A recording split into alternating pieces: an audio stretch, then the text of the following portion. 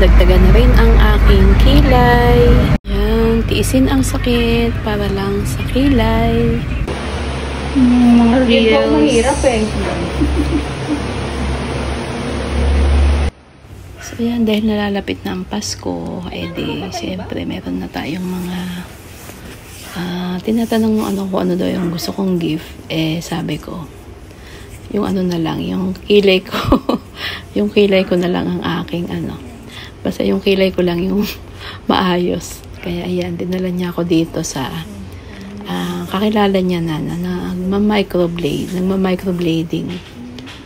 So ayan, may mga ano yung umpisa, may mga siyempre ginuguhit-guhitan, kinukuha yung size ng mata, yung kung gaano kahaba yung ilalagay na yung iguguhit, ayan, hanggang sa ilong ko ay nalagyan ng guhit-guhit.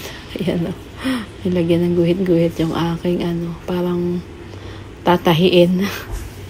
So ayan, ngayong araw na to ay samahan niyo po ako at atin pong panoorin yung gagawin sa aking ito yung microblading nga, yung para yung aking kilay na 10 piraso ay madagdagan.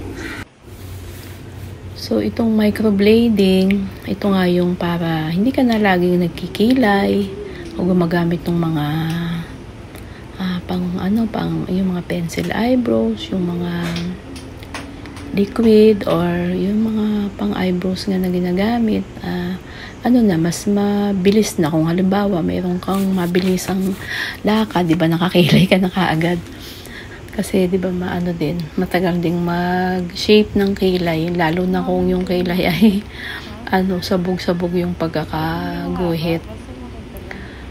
So kapag ganito, hindi na tayo maguguhit-guhit pa. Ayan. Dahil syempre, swerte na nung iba na mayroong nakashape agad na kilay at may makapal na kilay. Syempre, iba-iba naman tayo ng kilay. Meron talagang maganda yung pagkakaguhit na talaga. Merong makapal, merong manipis. Ayan, kaya swerte talaga nung ibang magaganda na yung kilay. So, ayan, samahan niyo po ako ngayong araw na to. Wala pong iwanan hanggang sa dulo. So, just keep on watching. So, after nga pala nung ma-shape niya, nilagyan niya na itong yung anesthesia para hindi ko masyadong maramdaman yung sakit. Kaya ayan, tiis kung ano man yung maramdamang sakit, tiis ganda. Tiis ganda tayo ngayong araw na to, alang-alang sa ating kilay para gumanda yung ating kilay, madagdagan yung ating manipis na kilay.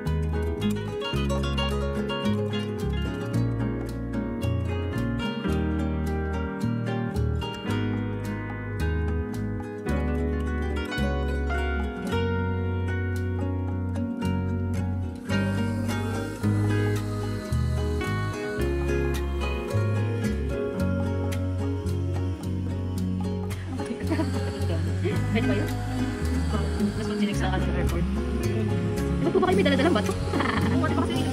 Pwede ba may mga gano'n? Ako pati bukas. Yung matitita ng mga daw. Ayan, tapos na po. Almost 2 hours. Maraming salamat sa iyo, Miss Ganda. Pinaganda mo ang aking kilay.